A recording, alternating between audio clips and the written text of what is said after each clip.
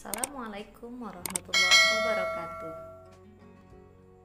Nah, pada pembahasan kali ini kita akan membahas hal yang sangat penting yang perlu diketahui oleh bidan, kader maupun bagi ibu ataupun calon ibu.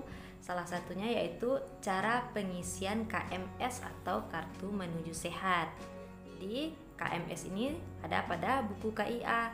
Jadi kita mesti tahu cara mengisinya agar mengetahui grafik pertumbuhan dari seorang anak. Di KMS ini sudah ada yang terbitan yang terbaru, ya ini bentuknya seperti ini, edisi yang cetakan 2020, sedangkan yang sebelumnya ini KMS cetakan 2019. Jadi ada perbedaannya. Yuk, mari kita lihat perbedaan KMS 2019 dan 2020, apa saja updatean terbarunya atau revisinya. Sebelum lanjut jangan lupa subscribe, like dan share video ini. Baiklah, pertama kita akan bahas dari segi warnanya. Ini KMS 2020 ya, tidak berwarna lagi seperti KMS 2019. Ini yang terbaru ya, KMS yang terbaru. Jadi yang sebelumnya ada warna-warna. Ini ada warna kuning, kemudian hijau muda, hijau tua, untuk menentukan warna-warna, untuk mempermudah kita mengetahuinya. Sedangkan untuk yang sekarang yang terbaru ini tidak ada warna-warna lagi, cuman di sini ada garis-garis. Ini ada garis merah, ini ada garis hijau, ada garis orange, ada garis hitam. Sedangkan yang lama tidak ada warna-warna seperti itu. Apa perbedaannya? Ini KMS yang 2019, ini bawah garis merahnya ini terletak di sini paling bawah. Ini dinamakan dengan bawah garis merah atau BGM ya. Nih ke bawah, area di bawah ini semuanya ini BGM. Sedangkan yang terbaru BGM itu naik satu garis ke atas. Ini tujuannya untuk deteksi dini resiko bawah garis merah tersebut. Jadi tujuan pemerintah itu agar tidak terjadi hal yang buruk terlebih dahulu, baru ditangani, baru diberikan edukasi, baru dilakukan evaluasi, bukan seperti itu.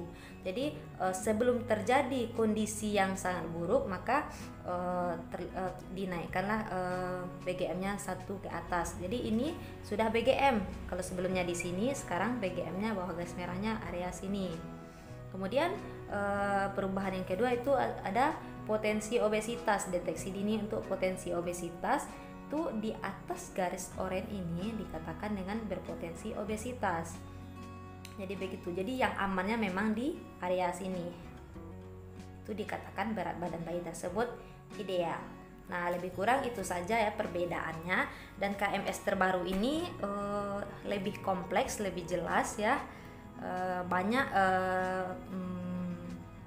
perkembangannya, banyak revisiannya, jadi lebih komprehensif begitu. Namun saya punya ini yang di print satu, hanya ini, dan terpotong juga. Jadi kita sekarang akan membahas cara mengisi KMS itu. Jadi kita isi saja pada buku yang lama, tidak masalah, cara pengisiannya sama, cuman perbedaannya hanya yang saya jelaskan sebelumnya. Kemudian sekarang kita masuk bagaimana cara pengisian KMS itu.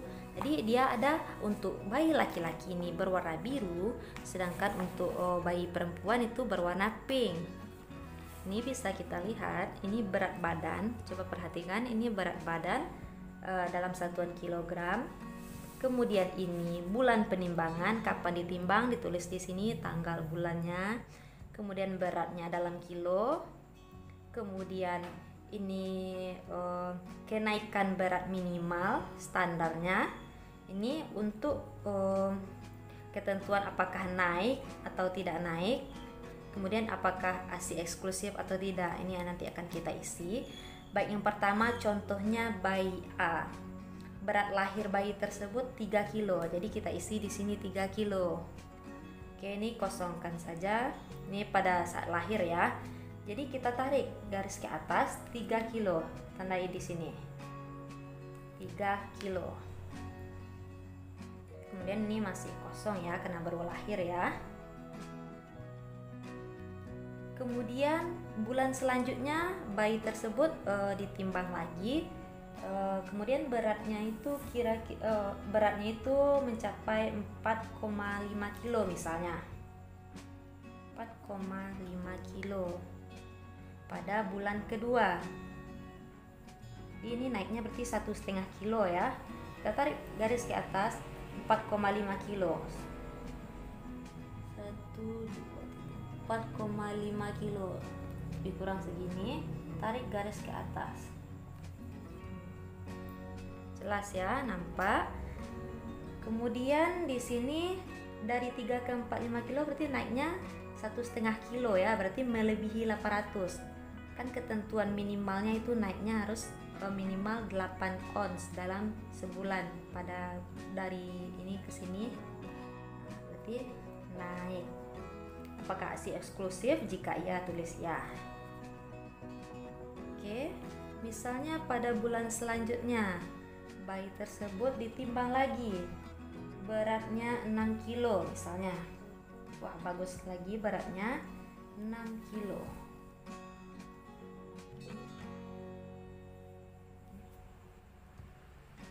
Bagus grafiknya itu, bagus ke atas ya grafiknya, 6 kilo. Kemudian 4,5 ke 6 kilo berarti melebihi ya dari 900 ini, ketentuan yang 900 ini naik. Ini kita tanya apakah masih ASI eksklusif atau sudah dicampur sulfur. Jadi masih ASI eksklusif misalnya gitu.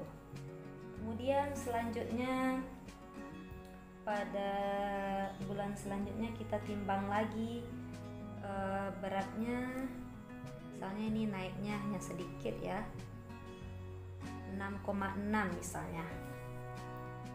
6,6. Tarik garis ke atas. Kurang di sini ya, 6,6. Kalau dari grafik ini, dari kurva ini kan tetap naik. Tapi apakah naiknya sesuai dengan ketentuan minimal?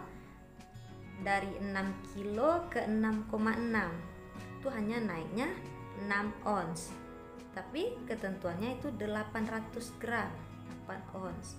Jadi itu tidak naik, artinya tulis di sini tidak naik.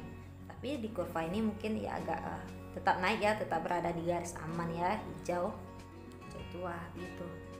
Tapi harus dievaluasi apa penyebabnya. Bisa jadi perlekatannya mungkin yang kurang pas, atau bayi sudah mulai tidak fokus menyusu atau menyusunya hanya sebentar saja, jadi perlu dievaluasi lagi kepada ibunya. Begitu seterusnya cara pengisian ini. Jadi ini satu kotak ini 1 ons ya, ini 1 kilo, 2 kilo, 3 kilo, begitu seterusnya. Jadi kita harus waspada seperti yang di sebelumnya. Ini yang terbaru kan di sini BGM-nya. Jadi harus kita waspada apakah sudah kurvanya sudah turun ke sini atau kurvanya mulai melandai. Tidak lagi naiknya begini, tapi naiknya sudah begini. Itu harus hati-hati, harus segera konsultasikan ke dokter maupun ke ahli gizi dan lain sebagainya. Jadi begitu cara pengisian KMS. Ini ketentuan-ketentuan kenaikan per bulannya.